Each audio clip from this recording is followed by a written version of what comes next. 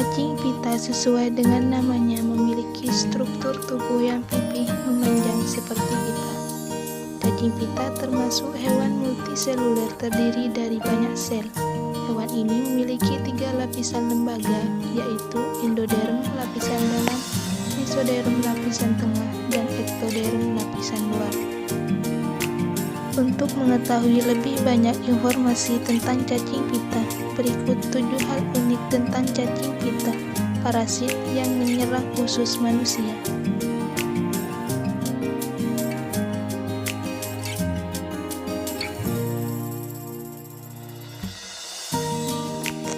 Secara umum, panjang cacing pita dewasa sekitar 5 sampai dengan 10 meter.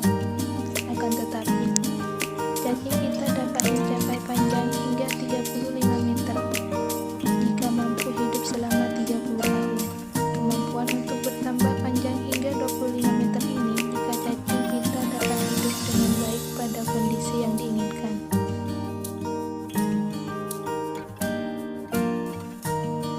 Pada bagian kepala cacing pita terdapat alat isap yang memiliki kait sekoleks dan terbuat dari zat kitin. Meskipun mempunyai kait, akan tetapi cacing pita tidak mempunyai mulut sehingga hewan tersebut menyerap nutrisi menggunakan permukaan tubuhnya.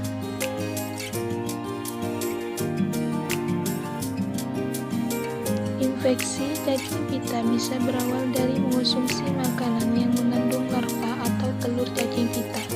Cacing pita juga dapat masuk ke dalam tubuh manusia melalui konsumsi daging sapi, daging babi, dan ikan yang tidak dimasak matang.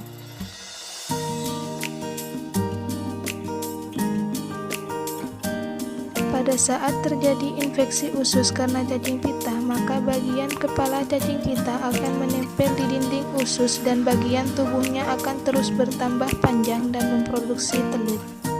Infeksi usus akibat cacing pita tergolong ringan, akan tetapi jika infeksi cacing menyebar ke otak akan menjadi sangat berbahaya.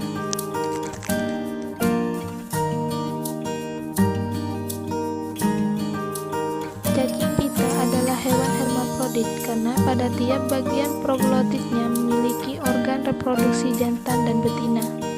Hewan hermafrodit adalah hewan yang memiliki 2 alat kelamin dalam satu individu. Sebagian besar hewan hermafrodit tidak bisa bereproduksi sendiri karena waktu dan proses pematangan gametnya berbeda.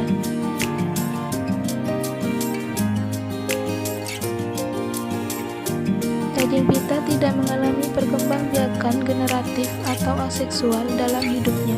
Siklus hidup cacing pita termasuk kompleks dengan melibatkan setidaknya 1 inang perantara dan 1 inang primer.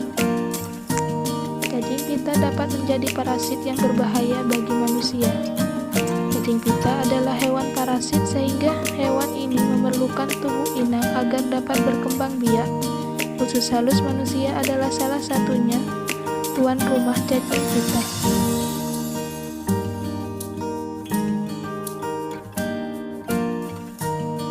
Di dalam tubuh manusia, cacing pita sangat diuntungkan karena mengambil sari-sari makanan pada tubuh manusia.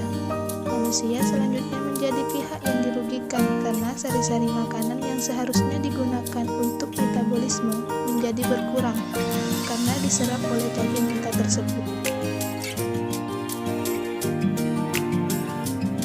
Spesies cacing pita filum Nemertea yang paling banyak ditemukan di laut. Berikut 7 hal unik tentang cacing pita laut.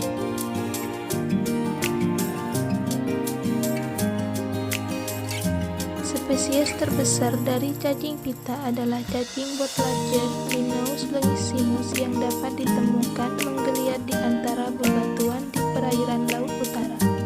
Tidak hanya Nemertean terbesar, tetapi mungkin juga hewan terpanjang di planet ini. Ketidakpastian tetap ada karena cacing yang melar ini sulit diukur secara akurat.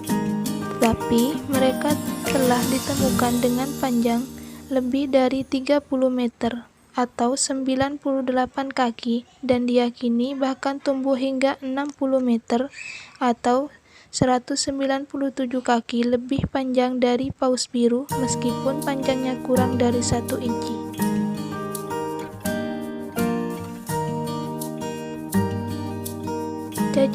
memiliki otot yang sangat berkembang yang memungkinkan mereka untuk berkontraksi, menyusut hingga 1/10 dari panjangnya saat terancam. Bicara tentang peregangan, otot cacing pita tidak hanya berkontraksi, otot juga dapat mengembang, memungkinkan beberapa spesies menelan mangsa seperti jenis cacing, ikan, krustasea, siput, dan kerang lainnya, yang lebarnya lebih dari 2 kali lipat tubuh mereka yang sempit.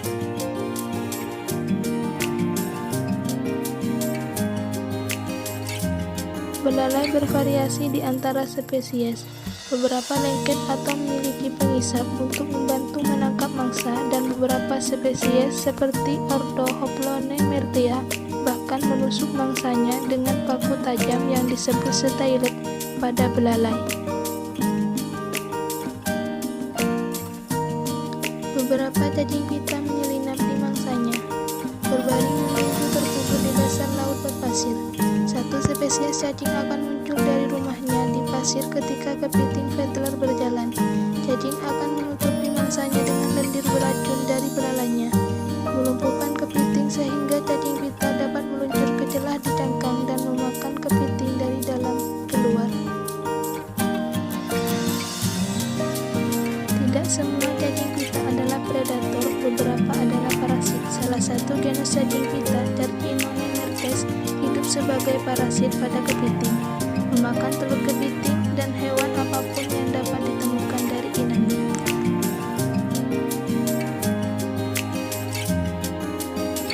Kebanyakan cacing pita menghasilkan lendir licin yang menutupi tubuh mereka dan membantu mereka bernavigasi melalui lumpur dan bebatuan di dasar laut.